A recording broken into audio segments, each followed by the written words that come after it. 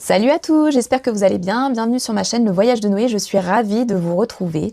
Donc tout d'abord, si vous avez apprécié mes vidéos précédentes, je vous invite vraiment à vous abonner, à liker, à republier. Vous pouvez me retrouver sur YouTube, sur Instagram et sur TikTok. Allez, c'est parti. Donc là, on va complètement changer d'univers. Ok, on va passer à la carte numéro 2. La voici, la voilà, la papesse, dit aussi la grande prêtresse. Carte numéro 2 du jeu. Au niveau de la représentation familiale, on peut dire qu'on est sur la grand-mère. Ça d'ailleurs, retenez-le. La grand-mère. Là, c'est fini. Le battleur, lui, il nous annonçait de l'action, de la communication. Elle, ça va être tout l'inverse. Hein. On va être sur son intuition, sur une introspection, on va réfléchir, on va se poser. Ok, elle n'a rien à voir.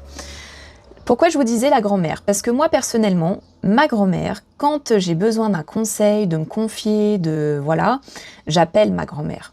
Parce qu'en fait, la grand-mère, on peut dire que c'est une personne qui a vraiment fait son chemin de vie. Elle est assez mature, elle est assez... voilà, on sait qu'on peut se confier à elle et qu'elle va garder nos secrets et qu'elle va être de bons conseils. Donc elle, c'est vraiment la bonne copine, ok? Si on la regarde un petit peu, bah d'ailleurs on peut la voir, hein. On peut voir, elle est sur son trône, elle est ancrée, il y a ces deux poutres là, ces deux colonnes qui sont à côté d'elle, et on peut voir les couleurs, on peut voir le noir, le blanc. C'est un peu, moi ça m'a tout de suite fait penser au yin, au yang, le jour, la nuit, le jour, la nuit, l'inconscient, le conscient. On peut dire que elle est un peu comme la lune, elle va représenter un peu tout ce qui est les rêves, hein. Et elle est là, elle est au milieu, elle est neutre, et elle fait un peu ce pont entre ces deux colonnes. Elle va savoir, c'est un peu cette petite voix intérieure, hein. Ok, on va y revenir, on va approfondir là-dessus, mais voilà. Ok, si je devais vous donner des mots-clés, on est là-dessus. On est sur intuition, réfléchir. Moi, je dis introspection, mais parce que, voilà, on va s'écouter. Voilà, c'est ça que je cherchais. Ok, pour l'amour. Pour l'amour, si je l'attire à l'endroit. Alors, si vous êtes célibataire, on peut dire que on va parler d'une rencontre un peu style âme sœur, hein. Ça va vraiment être une rencontre, bon, qu'on a peut-être envie de garder un peu secrète, voilà, on aime bien des fois, on est là l'un pour l'autre que tous les deux et on vit notre moment, voilà, à deux, et on a envie de garder un peu les choses secrètes au début. Voilà, on peut, en tout cas, si vous êtes sur une nouvelle rencontre, vous allez vraiment, on peut dire que vous allez écouter votre intuition et que ça va être comme ouais, j'ai dit âme sœur, comme vraiment, il va y avoir une connexion profonde, hein. Vous allez flasher vous allez voir cette personne et en fait, vous n'aurez pas besoin de parler. Ça va être paf. Vous savez que c'est lui en fait et vraiment c'est voilà. Écoutez votre intuition, ça va être une belle rencontre. Si vous êtes en couple, on peut dire que vous êtes un couple épanoui, hein, que là c'est pareil, hein, vous êtes vraiment c'est votre moitié, vous n'avez pas besoin de parler pour vous comprendre, vous êtes vraiment ouais, connectés, il y a une belle connexion qui est entre vous et voilà, enfin vraiment, si on tire pour le couple à l'endroit, c'est des bonnes choses vraiment profondes, il va vraiment y avoir de belles connexions, ok? En revanche, elle, on peut dire c'est les secrets, hein. Donc si je tire cette carte-là, mais en renversé pour l'amour.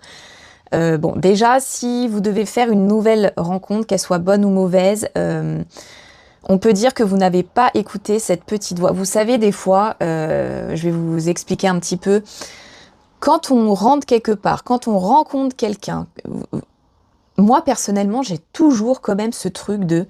Si je sens pas le truc, il y a un truc qui se passe dans moi, hein. Il y a cette petite voix. Alors, si vous n'arrivez pas à comprendre quand je dis cette petite voix, des fois, il y a des gens, ils peuvent avoir un peu cette boule dans le ventre, ou vous savez, un peu la gorge serrée. Et en fait, ça se passe en nous, mais on ne l'écoute pas. On ne l'écoute pas, et après, on se dit, ah bah tu vois, moi je l'avais senti, mais en fait, vous n'êtes pas écouté au départ. Donc, écoutez-vous dès le départ, parce qu'elle est là, elle est présente, et en fait, vous n'avez juste à l'écouter, vous avez juste, voilà, à le travailler, ce truc-là, parce que tout le monde l'a, mais il n'y a pas grand monde qui a envie de l'écouter. Ok? Donc, par contre, si vous êtes en couple, alors là, on peut dire que j'allais dire il y a un vice caché, mais oui, il y en a un des deux qui cache quelque chose, hein. On est peut-être sur une relation toxique, vraiment, il va y avoir quelqu'un, j'allais dire double jeu, double vie, comme si que, ouais, il y avait un secret qu'il y avait dans ce couple-là. Et vous, en fait, j'ai vraiment l'impression, quand je tire cette carte, vous mettez un voile, vous n'avez pas envie forcément même de peut-être de retirer ce voile et de voir en fait la vérité devant vous, alors qu'elle est bien là, hein, elle est bien là, ok? Voilà ce que je peux vous dire en amour pour la papesse. Donc là, on va voir pour le travail. Alors le travail, si vous tirez cette carte à l'endroit, là, on peut dire qu'on est sur... si vous êtes sur un nouveau projet ou quoi, vous avez bien fait d'avoir gardé les choses pour vous, parce que parfois, on a tendance à... On est excité par un nouveau projet, par un nouveau contrat, par un partenariat, par quelque chose, et on a tendance à vouloir aller le dire. Et les gens vont pas forcément être de mauvais conseils ou de... Enfin, c'est pas de la Pardon. C'est pas forcément de la malveillance. Mais les gens, ils vont vous donner leur avis, comment ils auraient fait, oh tiens ça tu devrais le faire comme si. Et en fait, vous, ça va vous créer des doutes, ça va vous créer des hésitations, vous allez tout remettre en question. Alors que là, si on le tire à l'endroit, vous avez raison de garder pour vous, voilà. Parce que du coup, vous êtes écouté vous avez fait une introspection, vous avez été réfléchi, vous avez posé les choses, et une fois que tout ça est mis en place, là, ok, je peux le dire, mais pas avant. Hein, ça sert à rien de vouloir en fait s'étaler, voilà. Si vous avez eu une idée de business, de nouveaux projets, là on peut dire que vous avez eu la bonne intuition, hein, vous avez eu le bon flair, le bon filon, il n'y a pas de souci, ok? Qu'est-ce que je peux vous dire? Pareil, si vous avez eu un nouveau contrat, un CDI, quelque chose de... Ouais, c'est pareil, hein. Là, on s'est écouté, on peut y aller, l'intuition a été bonne, let's go, ok?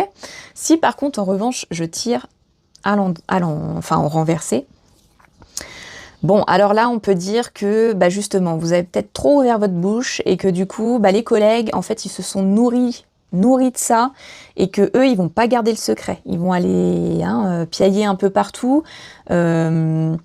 Si, comment je pourrais dire, si, admettons, vous êtes sur un nouveau contrat, que vous avez quelque chose à signer, et ben là, c'est pareil, vous n'êtes pas écouté. Des fois, on a tendance à dire, bon, bah allez, j'y vais, puis on verra bien.